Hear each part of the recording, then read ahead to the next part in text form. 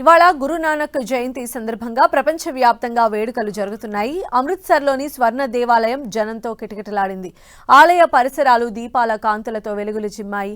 భక్తులు ఆలయ సరోవరం దగ్గర దీపాలు వెలిగించి తమ భక్తి ప్రపత్తులు చాటుకున్నారు.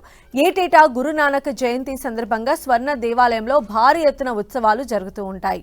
ప్రపంచవ్యాప్తంగా ఉండే గురుద్వారాల్లో గురునానక్ జయంతి వేడుకలు ఘనంగా జరుగుతాయి. ఇక పంజాబ్ రాష్ట్రంలోని గురుద్వారాలో గురునానక్ జయంతికి 2 రోజుల ముందు వేడుకలు ప్రారంభమవుతాయి. గురుద్వారాస్లో అఖండ మార్గంగా పిలువబడే గురు గ్రంథ్ సాహిబ్ గురించి 48 గంటల పాటు నిరంతరాయంగా పఠనం జరుగుతుంది. గురునానక్ జయంతికి ఒకరోజు ముందు నాగర్ కీర్తన జరుగుతుంది. దీన్ని పంజ్ ప్యారే అని పిలుస్తారు. సిక్కులకు సంబంధించి త్రిభుజాకార జెండా నిషాన్ సాహిబ్ నాగర్ కీర్తన సమయంలో సిక్కు మత యొక్క పవిత్ర మత గ్రంథమైన గురు గ్రంథ్ సాహిబ్ పల్లకీలో ఉంచుతారు. ఆ తర్వాత ఘనంగా ఊరేగింపు నిర్వహిస్తారు.